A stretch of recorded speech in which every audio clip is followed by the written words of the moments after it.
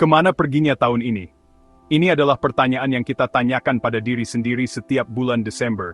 Dan jujur saja, itu datang dengan rasa panik yang semakin besar.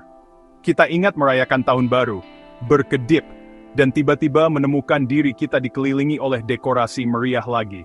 Perasaan ini bukan hanya keluhan nostalgia, atau sesuatu yang dikatakan orang tuamu. Ini sebenarnya fenomena nyata yang didokumentasikan dan hampir semua orang mengalaminya saat mereka beralih dari masa kanak-kanak ke masa dewasa. Sensasi bahwa waktu berlalu begitu cepat seperti pasir yang lolos dari genggaman adalah pengalaman manusia universal, yang berakar dalam pada cara otak kita memproses dunia di sekitar kita. Ini bukan mitos atau sekadar kiasan sederhana. Ini adalah teka-teki ilmiah yang telah dicoba dipecahkan oleh para peneliti selama beberapa dekade. Percepatan waktu ini bukan karena jam berdetak lebih cepat secara fisik. Hari 24 jam yang objektif tetap konsisten. Perubahan terjadi sepenuhnya di dalam pikiran kita, dalam persepsi subjektif kita tentang berlalunya waktu. Bagi seorang anak, satu musim panas bisa terasa seperti seumur hidup, dipenuhi dengan hari-hari bermain dan penemuan tanpa akhir.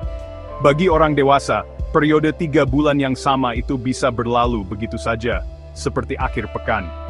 Perbedaan ini begitu mendalam sehingga membentuk seluruh hubungan kita dengan hidup kita, membuat kita merasa seolah-olah kita terus-menerus kehabisan satu-satunya sumber daya yang tidak akan pernah bisa kita dapatkan kembali.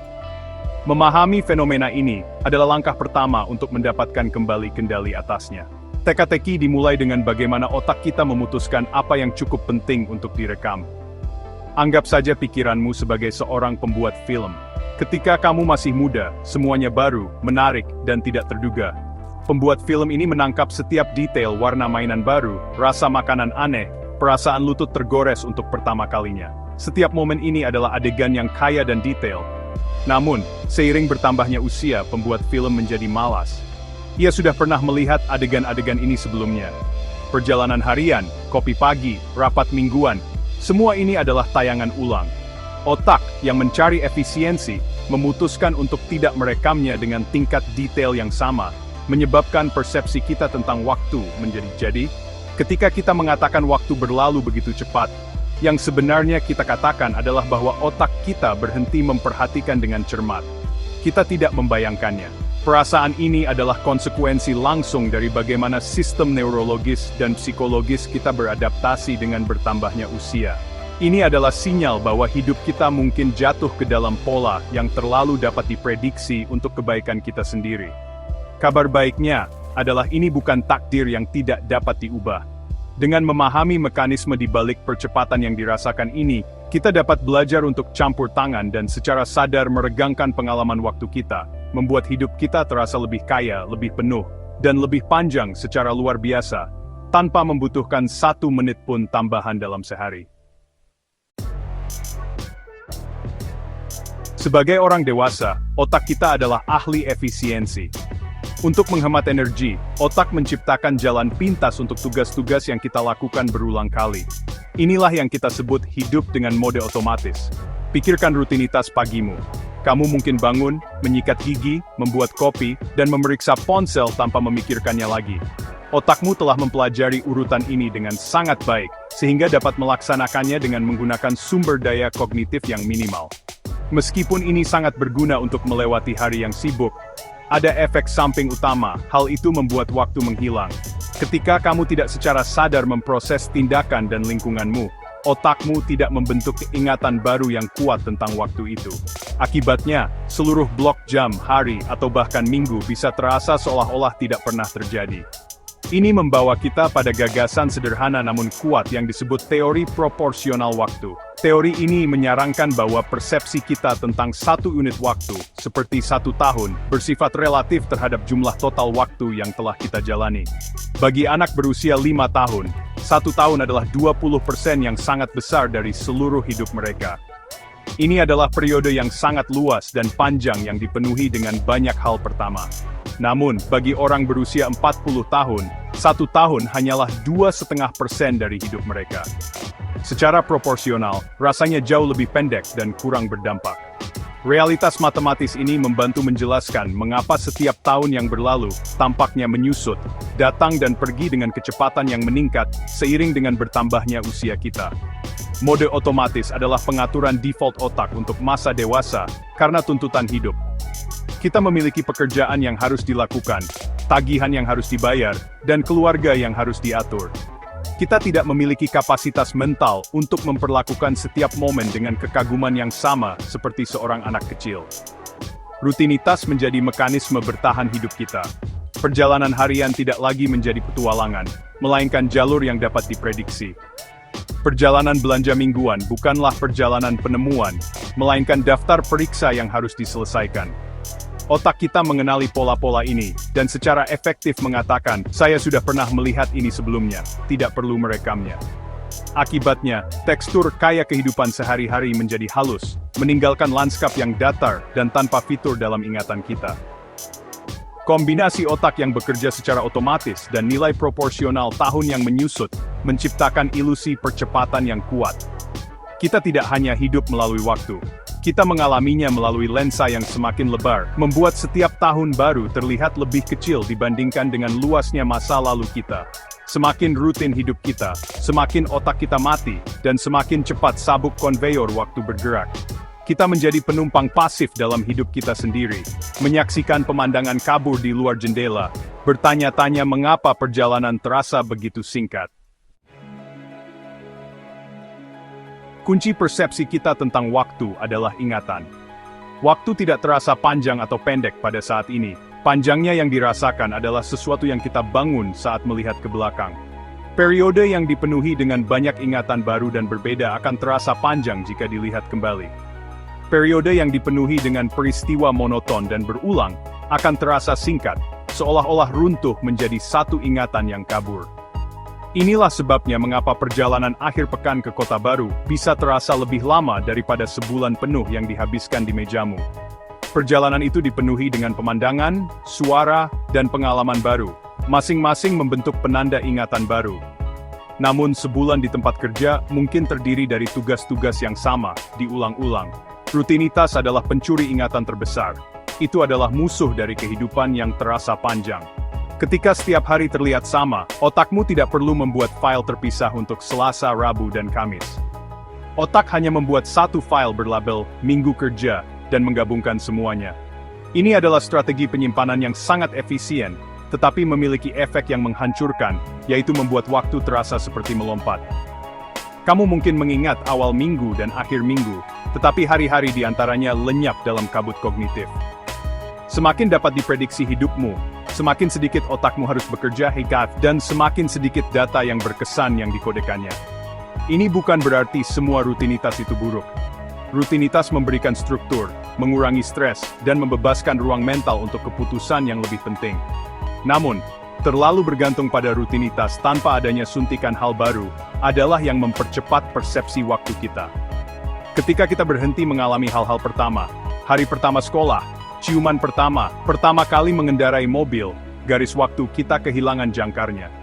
Tanpa penanda-penanda yang berkesan ini, tahun-tahun menyatu satu sama lain, membuatnya sulit untuk membedakan satu dari yang lain. Kita melihat ke belakang, dan melihat hamparan waktu yang mulus dan tidak terdiferensiasi, daripada permadani yang kaya dengan momen-momen yang berbeda. Oleh karena itu, rahasia untuk memperlambat waktu, bukanlah tentang mengubah jam. Ini tentang mengubah apa yang kamu lakukan dengan jam-jam itu. Ini tentang sengaja memecah rutinitasmu untuk memaksa otakmu bangun dan mulai merekam lagi. Tujuannya adalah untuk menciptakan kenangan baru. Kenangan-kenangan ini bertindak seperti gundukan kecepatan di jalan raya kehidupan, memaksamu untuk melambat dan memperhatikan perjalanan. Semakin banyak kenangan baru yang kamu ciptakan, semakin padat masa lalumu akan terasa. Dan semakin panjang dan memuaskan hidupmu akan terlihat ketika kamu melihat ke belakang. Ini adalah pertukaran sederhana, kenyamanan dan efisiensi untuk kehidupan yang terasa lebih panjang dan lebih hidup. Kamu tahu persepsi kita tentang waktu juga sangat terkait dengan kimia internal otak kita. Salah satu pemain kunci dalam proses menarik ini adalah dopamin, neurotransmitter yang terkait dengan kesenangan, motivasi, dan jam internal kita. Seiring bertambahnya usia, produksi dopamin otak kita secara alami menurun. Para peneliti percaya penurunan bertahap ini memengaruhi alat pacu jantung internal kita, menyebabkannya berdetak lebih cepat. Pada dasarnya, dengan lebih sedikit kit dopamin untuk mengatur ritme, otak kita merasakan lebih banyak peristiwa eksternal terjadi dalam jumlah waktu objektif yang sama. Ini menciptakan perasaan subjektif bahwa semuanya semakin cepat. Seolah-olah metronom di kepala kita perlahan-lahan diputar ke tempo yang lebih tinggi seiring berjalannya waktu. Selain dopamin, metabolisme keseluruhan otak kita juga melambat seiring bertambahnya usia. Otak anak adalah pusaran aktivitas, terus-menerus membentuk koneksi saraf baru, dan memproses informasi dengan kecepatan yang luar biasa. Tingkat metabolisme yang tinggi ini berarti mereka memproses lebih banyak informasi dalam periode waktu tertentu, membuat waktu terasa lebih lambat dan lebih lama. Saat metabolisme otak kita melambat di masa dewasa, kita memproses lebih sedikit bingkai informasi per detik. Dunia, sebagai perbandingan, tampaknya bergerak lebih cepat, karena prosesor internal kita tidak dapat mengimbangi kecepatan muda yang sama. Ini seperti menonton film dengan kecepatan 1,5 kali. Peristiwa terjadi lebih cepat daripada kemampuan kita untuk memprosesnya dengan nyaman. Stres dan multitasking adalah dua penjahat modern yang semakin mendistorsi persepsi waktu kita. Ketika kita stres, perhatian otak kita terfokus secara sempit pada sumber ancaman. Beban kognitif ini menyulitkan untuk memproses detail lain, menyebabkan persepsi waktu yang terfragmentasi dan dipercepat. Multitasking memiliki efek serupa. Dengan terus-menerus beralih antar tugas, kita mencegah otak kita terlibat secara mendalam dengan salah satunya. Kita tidak menciptakan ingatan yang kuat dan koheren, melainkan serangkaian kesan yang dangkal dan tidak lengkap. Tindakan akrobat mental ini membuat jam-jam terasa terburu-buru dan tidak produktif. Membuat kita di penghujung hari merasa lelah, namun tidak yakin kemana waktu sebenarnya pergi. Semua ini mengarah pada fenomena menarik yang dikenal sebagai paradoks liburan. Paradoks ini menggambarkan sifat dua sisi persepsi waktu. Saat kamu sedang berlibur yang baru dan menarik, hari-hari bisa terasa berlalu begitu cepat, karena kamu sangat terlibat dan bersenang-senang. Namun, ketika kamu melihat kembali liburan yang sama itu, rasanya sangat panjang dan kaya, karena dipenuhi dengan begitu banyak kenangan baru dan berbeda. Seminggu yang membosankan di kantor adalah kebalikannya. Hari-hari berlalu tanpa henti saat kamu menjalaninya. Tetapi ketika kamu melihat kembali, seluruh minggu terasa seperti lenyap dalam sekejap, karena tidak ada hal yang berkesan terjadi. Perasaan bahwa waktu semakin cepat bukanlah hukuman penuaan yang tak terhindarkan. Itu adalah gejala kehidupan yang dijalani berulang-ulang. Untungnya, sains menawarkan cara-cara praktis dan tidak mistis untuk melawan, dan secara sadar memperlambat persepsi waktu. Strategi paling ampuh adalah dengan mencari hal-hal baru. Ubah rutinitasmu, ambil rute yang berbeda ke tempat kerja, coba resep baru untuk makan malam, dengarkan album dari genre yang belum pernah kamu jelajahi, atau kunjungi taman di lingkungan yang tidak kamu kenal. Setiap pengalaman baru memaksa otakmu keluar dari mode otomatis dan masuk ke mode merekam, menciptakan kenangan segar yang diperlukan untuk membuat waktu terasa lebih penuh. Teknik efektif lainnya adalah menciptakan ritual kecil yang bermakna. Meskipun rutinitas bisa membuat kita mati rasa, ritual menarik perhatian kita. Alih-alih meneguk kopi pagimu sambil melihat-lihat email, ubahlah menjadi ritual yang penuh perhatian. Perhatikan aromanya, kehangatan cangkirnya, dan rasanya. Praktik menikmati ini menambatkanmu pada saat ini, mencegah otakmu mengabaikan pengalaman tersebut. Dengan mengubah aktivitas sehari-hari menjadi ritual yang disengaja, kamu dapat menyisipkan kantong-kantong kelambatan dan kesadaran ke dalam hari yang terburu-buru. Membuat momen-momen itu berarti dan, yang lebih penting, membuatnya berkesan. Mendokumentasikan hidupmu juga merupakan alat yang ampuh untuk meregangkan waktu. Buat jurnal sederhana, meskipun hanya 1 kalimat sehari. Ambil foto, bukan hanya acara besar, tetapi momen-momen kecil sehari-hari yang memberimu kegembiraan. Ketika kamu meninjau entry atau foto-foto ini nanti, kamu terlibat kembali dengan kenangan-kenangan itu, dan memperkuatnya dalam pikiranmu. Proses ini membantumu membedakan satu periode hidupmu dari yang lain, mencegah tahun-tahun menyatu. Kehidupan yang didokumentasikan adalah kehidupan yang diingat, dan kehidupan yang diingat selalu terasa lebih panjang daripada kehidupan yang telah memudar dari ingatan. Akhirnya, terapkan disiplin kerja tunggal. Multitasking adalah mitos yang menjanjikan produktivitas, tetapi hanya menghasilkan perhatian yang terpecah-pecah dan persepsi waktu yang dipercepat. Singkirkan ponselmu, tutup tab tambahan di perambanmu, dan fokuskan perhatian penuhmu pada satu hal pada satu waktu. Baik kamu sedang mengerjakan laporan, berbicara dengan teman, atau membaca buku, berikan perhatian penuhmu. Keterlibatan mendalam ini tidak hanya meningkatkan kualitas pekerjaan dan hubunganmu, tetapi juga memperlambat persepsi waktumu, memungkinkanmu untuk sepenuhnya menghuni momen maupun hidupmu, alih-alih melewatinya begitu saja. Pada akhirnya, waktu tidak berlalu begitu saja, karena kamu semakin tua. Waktu berlalu begitu saja, karena hidupmu semakin kosong dari pengalaman baru.